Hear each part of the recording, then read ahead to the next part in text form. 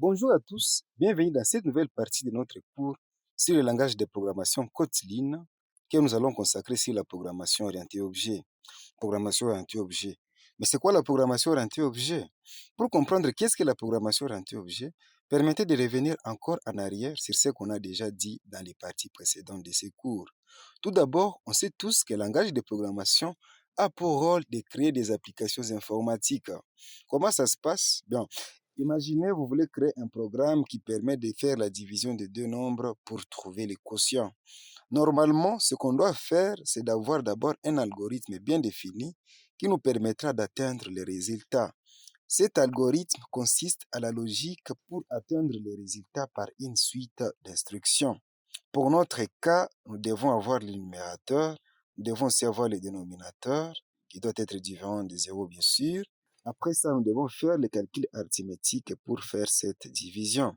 Déjà, pour implémenter cet algorithme dans l'approche procédurale, comme on l'a fait dans les parties précédentes, ça consiste juste à nous baser sur la logique de notre programme. Ici, par exemple, il suffira dans la fonction main de créer une variable pour stocker le numérateur, une autre pour stocker le dénominateur, implémenter la logique pour déterminer si le dénominateur est différent de 0 pour implémenter l'opération de calcul de la division. Sinon, savoir quel message retourner à l'utilisateur. Et oui, nous avons créé un programme qui fait la division de deux nombres avec le paradigme procédural. Alors, en quoi consiste la programmation orientée objet? Avec le paradigme orienté objet, c'est un peu différent. Il ne suffit pas juste d'implémenter la logique pour aboutir au résultat, mais le programme est fondé sur le concept objet. Le programme se définit comme un ensemble d'objets en interaction pour produire les résultats. Un objet dans un programme peut se définir comme étant une donnée qui peut avoir ses propres attributs ou propriétés, mais aussi des comportements ou méthodes. L'exemple d'un objet dans un programme peut être soit un utilisateur qui peut avoir comme propriété le nom ainsi que la date de naissance. Et comme comportement, il peut se connecter au système ou se déconnecter. L'autre exemple d'un objet est une lampe qui peut avoir comme propriété éteint ou allumé. Et comme comportement ou méthode, une lampe, on peut l'éteindre ou encore on peut l'allumer. Revenons dans notre exemple de départ du programme de la division de deux nombres. Pour créer ce programme dans le paradigme orienté objet, nous devons nous poser la question: quels sont les objets qui constituent ce programme? Ici, nous avons juste un seul objet qui est le quotient. Un quotient peut avoir comme attribut le numérateur ainsi que le dénominateur. Et comme méthode, cette fonction peut avoir la méthode calculée. Bien, j'espère que nous avons déjà une petite idée sur quoi est fondé le paradigme de la programmation orientée objet. Nous pouvons déjà passer à la phase pratique pour voir déjà comment créer des programmes avec le langage Kotlin dans le paradigme orienté objet. Mais avant de nous lancer, nous allons juste citer, sans vraiment entrer en détail, les principes auxquels la programmation orientée objet est fondée. Il y a les principes d'encapsulation, les principes d'abstraction, les principes d'héritage, et enfin, nous avons les principes de polymorphisme. Au fur et à mesure que nous allons avancer dans cette partie du cours, nous allons couvrir l'explication de tous ces principes par des exemples clairs pour que nous les comprenions bien.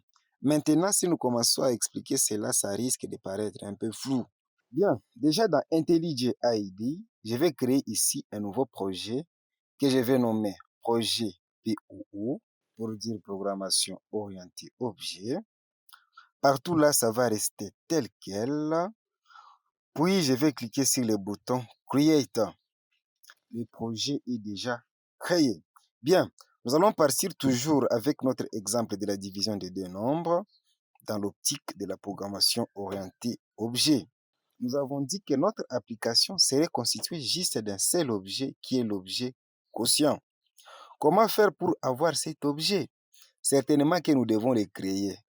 Et pour créer un objet, nous devons avoir ce que l'on appelle une classe. Une classe, c'est comme une maquette, un plan qui représente toutes les caractéristiques d'un objet. C'est bien une classe qui crée les objets. Pour faire comprendre cela, je vais prendre un exemple un peu banal. En fait, je ne sais pas si cet exemple s'applique dans tous les contextes, mais avec cette illustration, ça va faire l'affaire. Je m'imagine que vous connaissez qu'est-ce qu'une brique qui sert à construire une maison. Pour construire une brique, nous devons d'abord avoir une forme. Une forme qui est un instrument qui sert à donner à certaines choses la forme qu'elles doivent avoir. La forme en soi ne sert pas à construire la maison. Son rôle, c'est de créer juste les briques ayant les mêmes caractéristiques, la même longueur, la même largeur, ainsi de suite. Il suffit juste d'y mettre du ciment pour créer la première brique, utiliser la même forme pour créer la deuxième brique, et ainsi de suite. Dans la programmation orientée-objet, la forme joue le rôle d'une classe et les différentes briques ici jouent le rôle des objets. On comprend qu'une classe peut créer plusieurs objets et que pour construire les objets d'un programme, nous devons d'abord définir une classe. Pour créer une classe, on utilise les mots-clés classe, comme suit, suivi du nom de la classe. Conventionnellement, selon les normes de la programmation orientée objet, les noms d'une classe doivent toujours commencer par une lettre majuscule. Ici, pour notre cas, nous allons nommer notre classe quotient, comme suit. Puis ensuite, définir, comme on le faisait avec les fonctions, les blocs d'instruction en ouvrant et fermant les accolades. Souvenez-vous, nous avons dit qu'un objet est constitué de propriétés ainsi que de comportements ou méthodes. C'est au niveau de la classe où on les définit. Pour notre exemple, nous avons besoin de propriétés numérateur et dénominateur. Et comme fonction, nous avons besoin de la fonction calculer. Bien, déjà ici, nous faisons ce que l'on appelle l'abstraction, qui est le premier principe de la programmation orientée objet. À quoi consistent ces principes? Les principes d'abstraction consistent à définir la squelette de ce que doit être un objet pour répondre aux besoins du programme. Ici, par exemple, nous avons dit que les objets qui seront créés par la classe quotient doivent avoir les numérateurs ainsi que les dénominateurs. Bien, pour définir les propriétés, c'est simple. C'est comme on le fait lorsqu'on crée une variable. Ici, je vais mettre var numérateur comme suit, du type double comme suit. Bon, en fait, ça sera une classe qui sera en train de diviser par exemple 12 à 6. Directement ici, je vais initialiser le numérateur par 12.0. Bon, en fait, comme le type de données est double. Et le dénominateur var dénominateur du type double. Bien, que je vais initialiser aussi à 6. Bien, là, nous venons de déclarer ou de définir les propriétés de notre classe. Place maintenant à définir les comportements ou les méthodes des objets qui seront créés par cette classe. Il s'agit tel qu'annoncé tantôt de calculer. Les comportements en soi sont des fonctions et là, je vais déclarer la méthode par le mot-clé fan dont le nom est calculer. En fait, ça sera une fonction qui retourne une valeur du type double. Et dans les blocs d'instruction, return, ça va me retourner quoi? Les numérateurs divisés par les dénominateurs, comme suit. Bien, je vais ajouter une nouvelle fonction. Fan, ça sera la fonction affichée. En fait, c'est une fonction qui ne retourne rien. Qu'est-ce que ça fait? Ça nous permet juste d'afficher la valeur retournée par la fonction calculée. Comme suit, print ln. Et là, ça sera le texte, le quotient et là, je vais mettre $. Et je vais directement appeler la fonction calculer. Bien, comme vous pouvez voir, c'est une expression, ça les met entre accolades. Bien, nous avons déjà fait l'abstraction de ce que seront nos objets quotients en définissant cette classe qui sera en train de construire ces objets.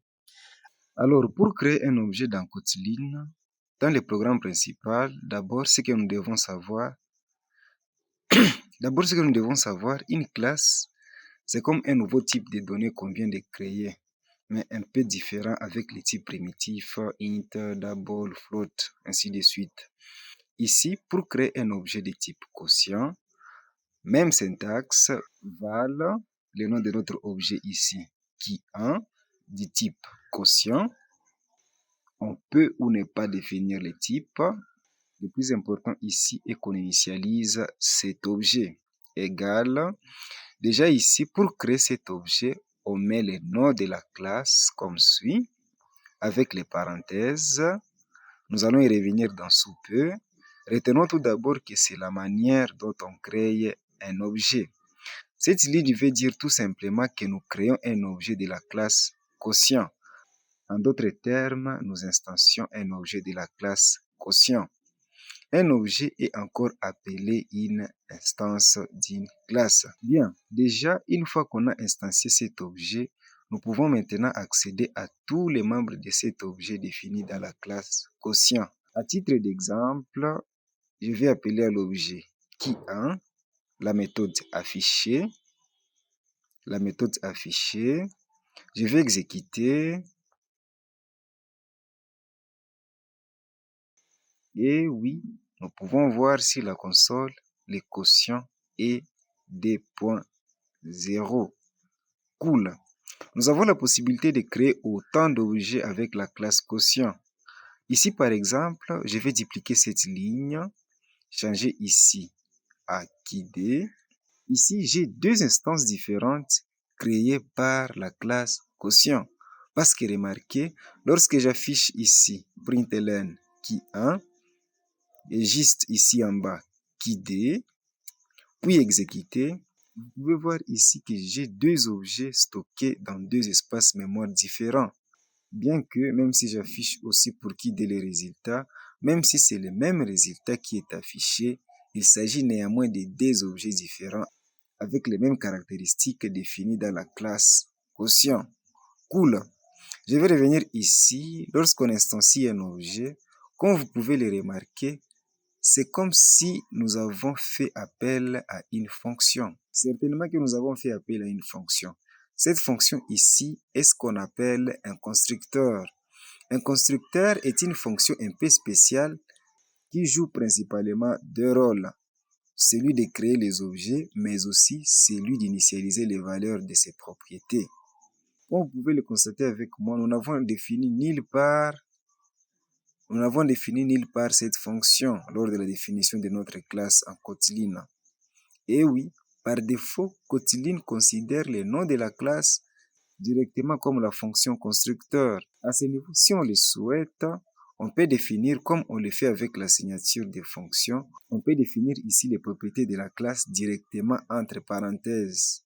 Ici, on met val, numérateur, qui est du type double, et val, dénominateur, du type double aussi. Parce qu'avec ceci, notre classe ne pouvait faire que la division de 12 et 6. Mais en plaçant les propriétés ici, ça va nous permettre à chaque fois quand on instancie un objet de définir les numérateurs ainsi que les dénominateurs. Je vais donc enlever tout ceci. Bien. Et là, comme vous pouvez le voir, le constructeur ici a une erreur. Il faut passer en paramètre les valeurs du numérateur et du dénominateur. Pour cet objet, je vais mettre 4.0 qui sera divisé à 2.0. Pour cet autre, je vais mettre 100.0 et 5.0. Je vais essayer d'exécuter le programme pour voir ce que ça va donner. Et oui, on peut voir que cette fois-ci, nous avons deux quotients différents. Parce que nous avons cette fois-ci défini le constructeur avec les propriétés en paramètres. Ce qui permet, lorsqu'on crée une instance, de définir les valeurs initiales des propriétés. À l'occurrence ici les numérateurs et les dénominateurs. Il y a une autre manière de définir les constructeurs, celle de ne pas définir directement les propriétés au niveau de la fonction constructeur. Au lieu de ça, définir juste les paramètres des fonctions. Comment alors? Comme vous pouvez le constater ici, pour définir les propriétés de la classe, on mettait le mot-clé val. Mais pour les paramètres, il faut juste faire comme on les faisait pour définir les paramètres d'une fonction.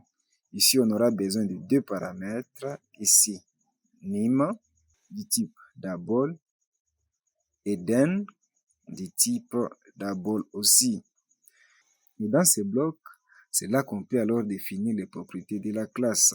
Par val numérateur, on va initialiser par le paramètre nim. Et ensuite, la deuxième propriété, val dénominateur, qu'on initialise avec le paramètre den comme suit. Ça fera exactement la même chose avec ce qu'on a fait avant. Je vais exécuter, vous allez voir. Et oui, ça marche.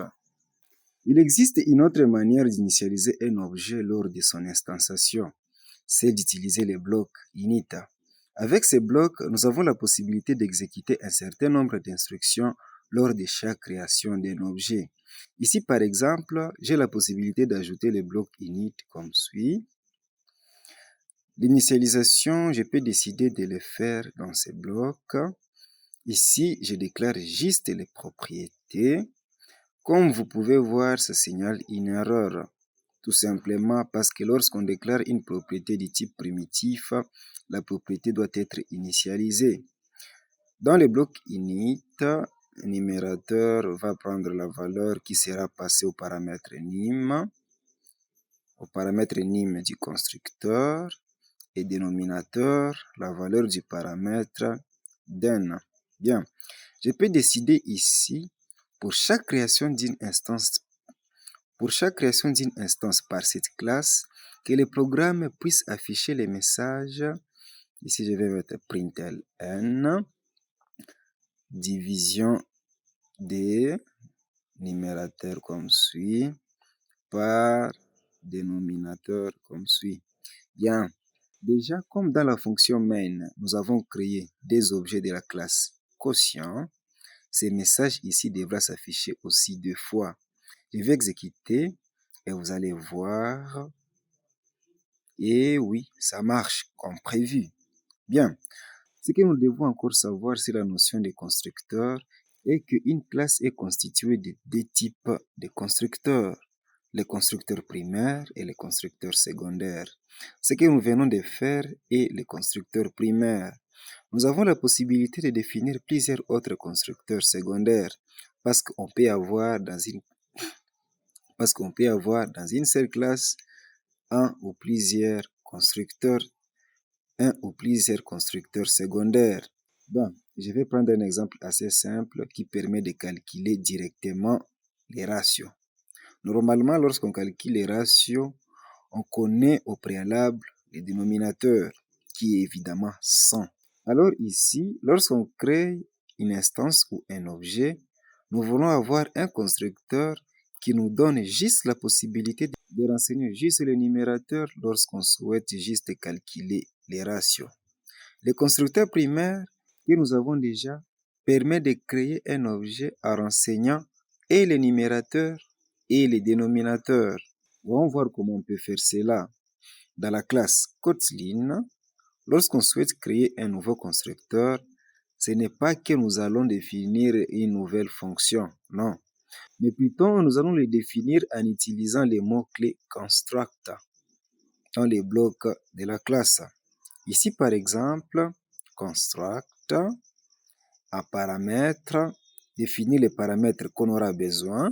Ici, nous aurons juste besoin du numérateur que je vais nommer ratio D. Ça sera du type double. Ici, nous devons faire référence au constructeur primaire par deux points, puis les mots-clés 10. 10, ici, permet de faire référence à la classe courante, classe quotient évidemment. Je vais appeler son constructeur primaire par les parenthèses comme suit. Et ici, renseigner les valeurs de ces paramètres. Au paramètre nim, ça sera la valeur qui sera définie au paramètre ratio D. Et pour les dénominateurs, comme on l'a dit tantôt, c'est connu au préalable que c'est 100. c'est connu au préalable que c'est 100. Donc ici directement, nous allons définir pour ces paramètres la valeur 100.0 comme suit. C'est bon. Maintenant, au niveau de la fonction main, nous avons la possibilité, si l'on souhaite plutôt calculer les ratios, au lieu d'une division traditionnelle, déjà ici, on peut déclarer un nouvel objet qu'on souhaite instancier. Ça sera val ratio qui est égal à toujours quotient comme suit. Maintenant, remarquez ici, le constructeur a la possibilité de prendre un paramètre soit du nombre qu'on souhaite calculer, son ratio, ou encore de prendre les numérateurs ainsi que les dénominateurs, comme on l'a déjà fait ici. Mais ici, je vais chercher à calculer juste les ratios. Ça sera les ratios de 90.0, comme c'est un double. Et à la fin, appeler à l'objet ratio la fonction affichée. Cool. Je vais exécuter le programme. Et oui, nous pouvons voir les résultats sur la console. C'est cool. Ici, nous avons construit l'objet avec 2 paramètres, mais là, nous avons construit l'objet avec un seul paramètre. C'est cool. Bien. Remarquez une chose ici très chère dev. Pour accéder aux différents membres d'un objet, nous avons utilisé un point. Et là, on fait appel aux membres souhaités, qui peut être soit une propriété ou une méthode, comme nous l'avons fait ici pour accéder à la fonction affichée. Nous pouvons aussi accéder à tous les autres membres. Par exemple, ici, pour l'objet qui1, bien que nous ayons initialisé les dénominateurs par cette valeur, ici à ce niveau, avant de faire appel à la fonction affichée, je peux directement les modifier en l'appelant ici par qui1, dénominateur, et j'assigne la nouvelle valeur. Là, je peux mettre par exemple 4.0. Bien, lorsque j'exécute, ce n'est pas l'ancienne valeur qui sera prise en compte, la valeur qu'on a initialisée, mais plutôt cette nouvelle valeur ici. Bien, ce qui a été initialisé comme dénominateur ici, c'est t.0, mais à ce niveau, on l'a modifié à 4.0. Et lorsqu'on affiche ici, les résultats en témoignent. Nous avons 1, tout simplement parce que ça a divisé 4 à 4. C'est cool. Qu'est-ce que je voulais vous faire voir ici? Je voulais juste vous faire voir que nous avons accès à tous les membres des objets créés par la classe quotient. C'est des propriétés, numérateurs et dénominateurs, ainsi que c'est des fonctions calculées et affichées. Nous avons accès à tout, ce qui n'est pas du tout bon selon les principes de la programmation orientée objet, selon les principes d'encapsulation. En quoi consistent ces principes? L'encapsulation consiste à protéger certaines informations d'une classe qui n'ont pas vraiment besoin d'être exposées ailleurs, soit pour des raisons de sécurité ou soit pour des raisons d'utilité. Et là, n'exposer que les informations qui sont nécessaires pour l'utilisation de la classe. Il faut toujours se poser la question, est-il nécessaire que j'expose cette propriété ou fonction ailleurs pour l'utilisation de ma classe? Si c'est bon, tant mieux, il faut le faire. Mais si ce n'est pas bon, ça vaut vraiment la peine de ne pas le faire. Étudions alors cas par cas pour notre petit exemple. Allons-y avec les fonctions. Nous avons la fonction calculée ici qui retourne les quotients. Est-il nécessaire que cette fonction soit accessible ailleurs, ou soit dans d'autres classes, ou soit dans la fonction même? En tout cas, je ne vois pas l'intérêt. Pourtant, la fonction est accessible ailleurs. Pourquoi? Tout simplement parce que la fonction calculée est publique. Par défaut, lorsqu'on ne définit pas les mots-clés pour déterminer la visibilité d'une propriété ou d'une fonction, ça prend par défaut public. Vous pouvez ou ne pas mettre public, le compilateur Kotlin va comprendre que c'est toujours public. Alors, pour limiter l'accès à cette fonction uniquement dans cette classe, qu'est-ce qu'il faut faire? Il faut que cette fonction soit privée, uniquement accessible dans cette classe et nulle part ailleurs. Pour ce faire, il faut alors précéder les mots-clés fan par les mots-clés private comme suit. Et dorénavant, la fonction calculée ne sera plus accessible ailleurs, aussi longtemps que la fonction sera signée private.